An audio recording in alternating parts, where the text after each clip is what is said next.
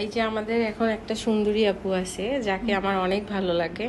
তো আজকে আমার কাছে ডিপ শাইন করে নিল। তো 1 মাস আগে কিন্তু আপু হেয়ার কালার করেছিল বাসায়, দেখতেই পাচ্ছেন কালারটা। আমি আপুকে হচ্ছে এই কালারের উপরেই হেয়ার ডিপ শাইন করেছি এবং একটা ট্রিটমেন্ট দিয়েছি, যেটা আমরা বরাবরই করি। আর আমাদের হেয়ারের কাজগুলো কিন্তু টোটালি আলাদা। অনেক পার্লারে দেখবেন যে বারবার চুলটাকে আয়রন করে, অনেক বেশি আয়রন করে এবং ইস্ত্রি মেশিন লাগায়। আপু নিজেও আমার সামনে বসে আছে, শুধু আপুই না, প্রত্যেকটা হেয়ারের ক্ষেত্রেই আমরা একবারই আয়রন করি এবং দ্বিতীয়বার আয়রন মেশিন লাগাই না। আর যত বেশি আয়রন কম করবেন তত চুলের টেক্সচারটা ভালো থাকে। এটা হয়তো অনেকেই না জেনে বুঝেই বলেন যে আপু আরও আয়রন করে দেন, আয়রন করলে আরও বেশি সিল্কি হয়, শাইনি হয়। একদমই না। এটা যখন যারা প্রপার ওয়েতে কাজটা করে তারা নিজেই বুঝতে পারবে আর একটু কতটুকু আয়রন করলে তার হেয়ারটা প্রপারলি সেট হয়ে যাবে।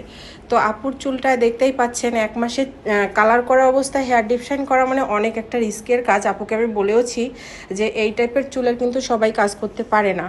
তো এই কালার সহ আমরা হেয়ারের কাজ করেছি এবং এটা আয়রন করে আমরা ওয়াশের পরের লুক দেখাচ্ছি। এটা কিন্তু